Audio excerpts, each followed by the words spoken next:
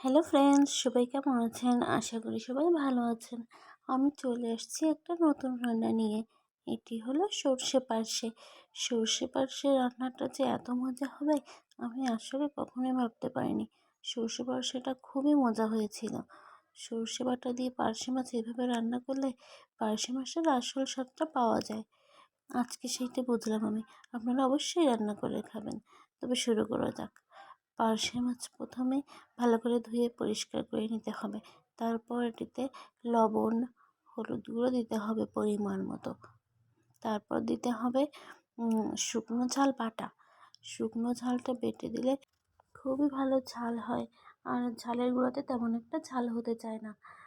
সেজন্য আমি সবসময় বাটা ঝাল ইউজ করার চেষ্টা করি আর কি।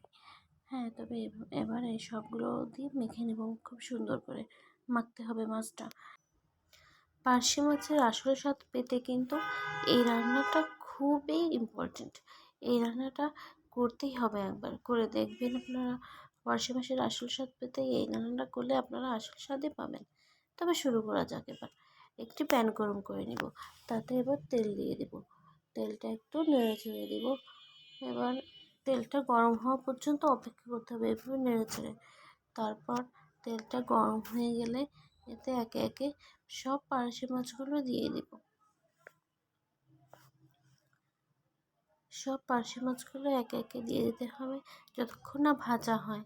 এবার ভাজা হয়ে গেলে এপিট ওপিট উল্টে দিতে হবে। সব পার্শে মাছগুলোই ওপিট উল্টে দিব।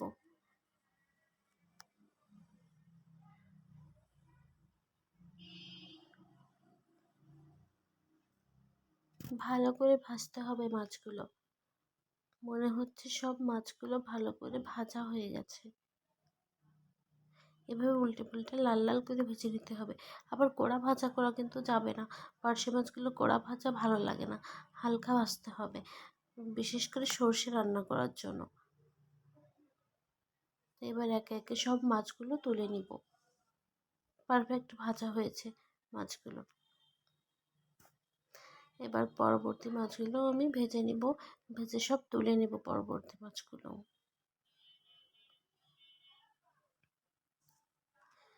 এবার কড়াইতে আর একটু পরিমাণ তেল দিব, পরিমাণ মতো যেটুকু তেল লাগে আর কি। এবার আমি তেজপাতা আর জিরে ফোড়ন দিয়ে দিব। তাতে দিয়ে দেবো সর্ষে বাটা। সর্ষে বাটা, বাদাম বাটা আর কাঁচা ঝাল বাটা দিয়েছিলাম এটাতে, আর লবণও দিয়েছিলাম। তারপর জল দিয়ে দিব। জল দিয়ে একটু গুলিয়ে নিব। মাঝে আমি শুকনো ঝাল বাটা অ্যাডও করেছিলাম। এবার দিয়ে দিব হলুদ গুঁড়ো। সব কিছু দিয়ে ভালোভাবে এভাবে নেড়ে দিব।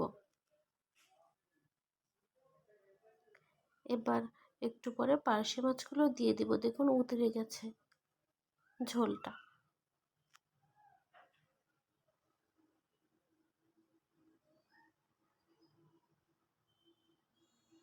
ঝোলটা ফুটছে।